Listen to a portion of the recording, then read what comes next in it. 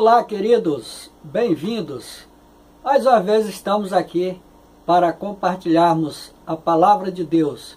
Nós queremos falar hoje de um assunto muito importante para a sua vida, ou seja, como nascer de novo. Vamos falar hoje do novo nascimento. O que é isso? O que é o novo nascimento? Você já nasceu outra vez? O que é nascer outra vez? Um certo homem chamado Nicodemos, ele foi conversar de noite com Jesus e ele queria saber como poderia fazer para herdar o reino dos céus. E Jesus lhe disse que era necessário nascer de novo para ver o reino de Deus. E o homem, ele ficou muito impressionado. E por quê? Porque ele não sabia como seria isso. Como nascer de novo? Ele não sabia. Será que você sabe? Será que nós sabemos como nascer de novo? E veja só que Nicodemos ficou tão impressionado que ele então questionou da seguinte maneira, dizendo: ouça, como pode um homem nascer sendo velho? Pode, porventura, tornar a entrar no ventre de sua mãe e nascer? Isso está relatado em João capítulo 3, versículo de número 4. Nicodemos não entendia como seria possível uma pessoa nascer de novo. Nicodemos estava pensando em um nascimento físico, como todas as pessoas vêm ao mundo. Só que Jesus não estava falando deste nascimento.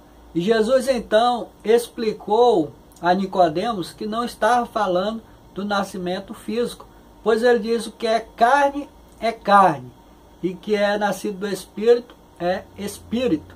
Então Jesus com isso está dizendo que ele estava falando de um nascimento espiritual, que Nicodemos deveria nascer de novo, mas de forma espiritualmente falando. Com exceção daquelas que já nasceram de novo, todas as demais pessoas estão mortas espiritualmente falando, no sentido de pecado, pois todas as pessoas são pecadoras por natureza. O salmista Davi vai explicar a situação do homem que não nasceu de novo, a condição do homem, como ele se encontra. E isso ele vai dizer no Salmo de número 51. Ouça: eis que iniquidade fui formado, e em pecado me concebeu a minha mãe. Salmo 51, versículo de número 5. Notamos claramente que o ser humano nasce corrompido pelo pecado. Desde a sua fecundação, desde a sua geração, o ser humano é formado em pecado. A palavra de Deus vai dizer então que o pecado traz o quê? Traz a morte. Então esta morte é tanto no sentido físico como no sentido espiritual. Em Romanos 6:23, a palavra de Deus diz que o salário do pecado é a morte. Então, para que o homem, para que a mulher, para que os seres humanos possam pagar pelos seus pecados, pelos pecados cometidos, ele precisa morrer. Só assim ele pode pagar o preço dos seus pecados. Não só fisicamente, mas também eternamente. E como foi que aconteceu do pecado entrar no mundo? Através do primeiro casal. Isso mesmo, Adão e Eva. Deus fez um teste de obediência e eles desobedeceram a Deus. Deus lhes ofereceu a vida, mas eles escolheram a morte. Eles preferiram a morte. E assim todos os seus descendentes que nasceram deles, nasceram pecadores, ou nascem pecadores. E portanto precisam pagar o preço dos seus próprios pecados. O texto de Romanos 5:12 nos diz: portanto, como por um homem entrou o pecado no mundo, pelo pecado a morte, assim também a morte passou a todos os homens, por isso que todos pecaram. De forma semelhante, nós encontramos o relato em Romanos 3:23, porque todos pecaram e destituídos estão da glória de Deus. O pecado afasta o homem de Deus e o aproxima da morte. E o próprio Deus constata a situação do ser humano. Como é que o ser humano pratica os seus pecados? O Senhor olha dos céus à terra e vê então como estão os seres humanos. O texto bíblico nos diz: o Senhor olhou desde os céus para os filhos dos homens, para ver se havia algum que tivesse entendimento e buscasse a Deus. Desviaram-se todos e juntamente se fizeram imundos. Não há quem faça o bem, não há sequer um. E assim está a constatação daquele que fez o ser humano, daquele que conhece o ser humano e que sabe que a sua constituição está contaminada pelo pecado e que se faz necessário um novo nascimento. Ele chama todos ao novo nascimento. Ele chama todos a crer no seu próprio Filho, para que possam nascer outra vez de forma espiritual. E por que isso é necessário? Porque os descendentes do primeiro casal, todos pecaram e estão destituídos da glória de Deus. Todos, sem exceção, merecem a morte. Todos, sem exceção, são pecadores e precisam de salvação. Precisam pagar o preço dos seus pecados. E precisam de salvação. Eles próprios não têm meios para pagar o preço dos seus pecados. Porém, o próprio Deus, ele elaborou uma maneira no qual o ser humano pode ter o preço dos seus pecados perdoados. E qual foi este meio que Deus elaborou? Foi a salvação através do seu próprio Filho. Deus projetou um novo nascimento através de Jesus Cristo. Todo aquele que nele crê não pode perecer, porque nasceu novamente em Jesus, nasceu de forma espiritual, a forma que Deus exige, a forma que Deus diz que é correta. Sem a intervenção do Filho de Deus, todos de igual modo perecerão. E por quê? Porque não creem no Filho de Deus. E se não crê no Filho de Deus, o que é que acontece? João 3,36 vai dizer que aqueles que não creem no Filho não verão a vida, mas sobre eles permanece a ira de Deus. E por quê? Porque não creram no Filho de Deus como seu único e suficiente Salvador. Não creem naquele plano que Deus projetou para a sua salvação e, portanto, estão irremediavelmente perdidos.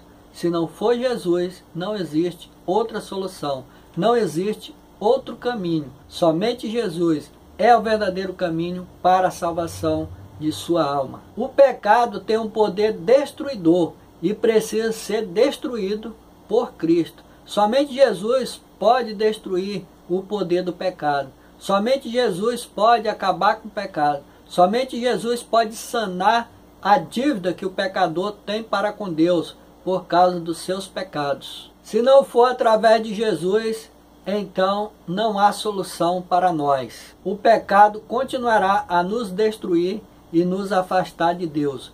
Ouça o que diz o texto bíblico. Mas as vossas iniquidades fazem separação entre vós e o vosso Deus, e os vossos pecados encobrem o seu rosto de vós, para que não vos ouça. Isaías 59, versículo de número 2. Tudo que fizermos, por melhor que seja, ainda não é suficiente para agradar a Deus e assim perdoar o preço dos nossos pecados. A menos, é claro, que encontremos em seu Filho a solução para a questão do pecado. O novo nascimento consiste em nascer outra vez em espírito. E a única maneira de isto acontecer, qual é? É conforme diz João 8,32, responde: se pois o Filho vos libertar, verdadeiramente sereis livres. Jesus é o único caminho para a salvação. Jesus é a única solução. Ninguém vai ao céu se não for por intermédio de Jesus Cristo. Não adianta tentar fazer obras, que as obras não levam ninguém para o céu. Somente Jesus é a única solução. Todos, sem exceção, morreram e necessitam nascer outra vez em espírito para ver o reino de Deus. A Escritura diz: porque a graça de Deus se há manifestado, trazendo salvação a todos os homens. Tito 2:11. E quando esta graça se manifesta a uma pessoa, então esta pessoa é agraciada pelo poder de Deus em seu Filho. Ela nasce outra vez e ela é salva para sempre. E isto não tem nenhum mérito no ser humano, mas o mérito todo é de Deus. O mérito todo está no seu Filho, nosso amado Senhor e Salvador Jesus. Somente Ele pode garantir a vida eterna. Somente Ele foi quem pagou o preço dos nossos pecados. Não existe outro que possa substituir Jesus. Não existe nenhum outro medianeiro. Somente Jesus é aquele que pode mediar a nossa causa. Por mais que sejamos bonzinhos, por mais que pratiquemos o bem, por mais que façamos somente as coisas corretas, mesmo assim, isso não é suficiente para levar alguém para o céu. E por quê? Porque todos pecaram. E é exatamente o pecado que afasta o homem de Deus. Então, ser bonzinho, praticar boas obras, fazer somente o bem, isso não leva ninguém para o céu. Por quê? Porque a salvação não é um mérito do homem, mas é um mérito de Deus. Então este mérito está em Jesus Cristo. Somente Ele pode salvar a sua alma. Somente Ele pode te dar vida eterna. Não te confie em qualquer outro, mesmo que seja a melhor pessoa que você possa considerar. Porque só há um Salvador. E este Salvador é Jesus Cristo, o Filho de Deus. De maneira que, se você crê no Filho de Deus, então a palavra de Deus vai dizer: a saber, se com a tua boca confessares ao Senhor Jesus, e em teu coração creres que Deus o ressuscitou dentre os mortos, serás salvo. Visto que com o coração se crê para a justiça, e com a boca se faz confissão para a salvação. Romanos de 8 a 10. A vida eterna é um dom de Deus, e só pode ser concedido no seu Filho, no Senhor Jesus Cristo, que é o verdadeiro Deus e a vida eterna, conforme 1 João capítulo 5, versículo de número 20. Todos os que foram vivificados em Cristo não morrem mais eternamente, pois tornaram-se uma nova criatura. E agora já não há mais condenação. O texto bíblico de Romanos 8:1 diz: portanto, agora nenhuma condenação há para os que estão em Cristo Jesus, que não andam segundo a carne, mas segundo o Espírito. Se, pois, o Filho nos libertar, verdadeiramente seremos livres e nos tornamos revestidos de Cristo. Senhor Jesus torna-se o nosso sustentáculo. Senhor Jesus é o nosso porto seguro. Estamos confiados nele e confiamos nele, em nenhum outro mais. Então, meus amigos, reflita sobre estas questões. Pense sobre isso, pois o que estamos falando aqui é algo que está relacionado com a eternidade, ou seja, será por toda a eternidade. Se você não crê no Filho, você terá a eternidade para lamentar, e ela não vai se acabar. Você sofrerá eterno lamento. Mas se você crê no Filho, então você terá a vida eterna. Vida eterna, porque Jesus é a vida, e Ele te dá vida eterna. Amém? Fiquem todos na graça e na paz do Senhor Jesus Cristo. E não esqueçam, compartilhe este vídeo com os seus amigos, com os seus familiares. Deixe também o seu gostei e também comente aí alguma coisa nos comentários. Obrigado e até mais.